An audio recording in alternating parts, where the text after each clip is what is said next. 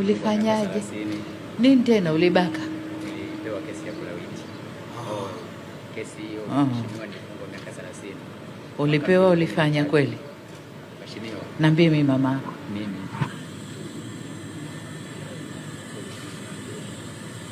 Sina kukuru kuna mfano. Kuendelea na matokeo hapa nilipo. Shule ilipunguzia mwaka 2021 miaka 5. Na nimebakiza miaka miwili. Miwili. Kwa hiyo 28 nitakuwa namaliza. Okay. Na kazi unayofanya hii? Kazi nashona nguo za kila aina. Nashona nguo za kiume, nashona nguo za kike. Okay. Na ukirudi ukitoka kule una vyombo vya kufanyia kazi zako? Kwa kweli mheshimiwa, hilo ndi changamoto kubwa ambalo yani ni kama muujiza. Naweza nikasema muujiza kwa sababu kwa jinsi ambavyo naangalia namba imeisha na naangalia kwamba kwa nini wafungwa wengine wanarudi magerezani.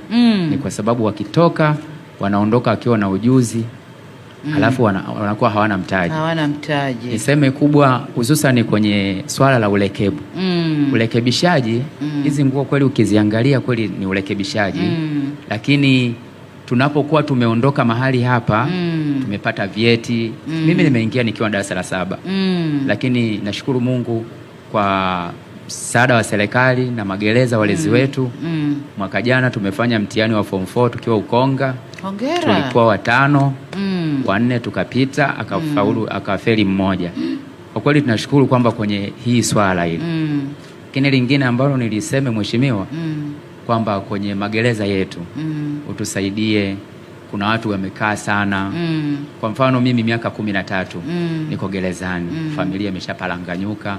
Basi tunapopata ule kebishaji walezi wetu tuone kwa namna, kwa mfano kuna kesi ambazo hazina parole, tuone kwa namna gani mnaweza mkatusaidia ili tutoke nje tukaweze kukusanya familia, maana unapokaa magerezani muda mrefu familia nayo inakuwa imeshapalanganyuka. Kwa hiyo nimeona yani ni kama muujiza mheshimiwa. Kwa kweli miaka iliyobakia miwili unaweza ukanisukumia tu nje ili nikaangalie nikakusanya familia yangu mheshimiwa. Haya babangu, nimekusikia.